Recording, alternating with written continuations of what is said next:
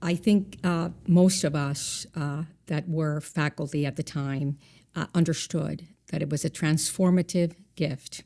So this was not just a gift to Glassboro State College, but that it had the opportunity to transform the college for the benefit of students, for the benefit of the region, and that was very exciting. But you know, whenever you get an opportunity of that magnitude, there's all sorts of hurdles and difficulties that come with it. And I think I was comfortable with that when I accepted the position to work in the School of Engineering. I knew that with great opportunities come costs, and that it would be a difficult job to get this done. But I had such faith in my colleagues that they would be able to step up to the challenge and be able to really help build a School of Engineering. School of Engineering is very dependent on math and science. You can't have a great School of Engineering without strong, healthy mathematics and science. And for the kinds of engineers that we wanted to develop, we very much needed the liberal arts. We wanted, and we always aimed to build engineers that were strong technically, but were also global citizens, were the engineers that can embrace their social responsibilities and find the opportunities in them.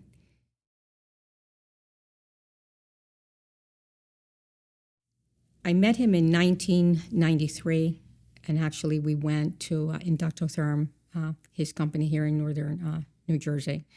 And he was a creative, incredibly bright engineer, a very gracious collaborator, and very easy to talk with, very easy to really have a conversation with about what the ideas were for the engineering school at the time.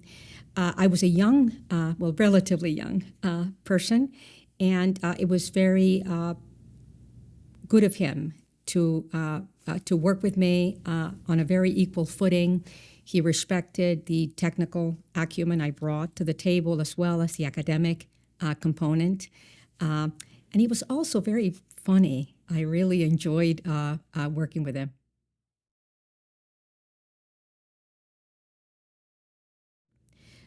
There were some questions from the board at the time and from Mr. Rowan and his daughter, Virginia Smith. And my job was to answer those and to make sure that we were all in the same page and that we got done what needed to be done to have that approval for our proposal. And I just found him to be very collegial, to be very open. He saw, I think, the commitment that I brought to the table. I am not really shy in terms of explaining what the strategy is, how it meets the objectives, and I was able to do that. And he gave me the opportunity to do that, and I always appreciated that. So the things that mattered to him in terms of, say, the aesthetics of the building, they were all answered. And I helped to answer that with the dean, Tracy. And we just, he really saw in us people that can get the job done. There was no doubt in our mind, or I think in his. And that was very positive.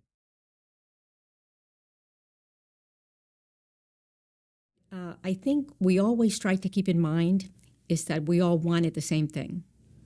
We all wanted this innovative School of Engineering that would transform, or I should say help to transform, Glassboro State College, that would give this new opportunity to students in southern New Jersey.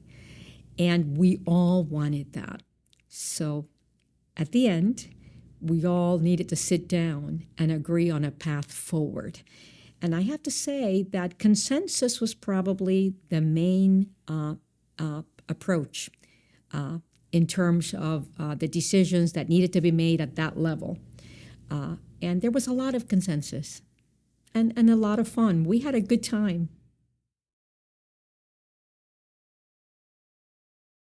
Let me say that we expanded the idea of engineering clinic to include the junior and senior component, which were the open-ended projects. For example, all of my clinics have been funded by industry in the work that I have done. But it's very gratifying to see how that has grown so that now we have NSF funding, funding from all areas of the government, EPA, for example, and also foundations. So it's grown from a very industry-based project opportunity to just a wide range of research opportunities for students.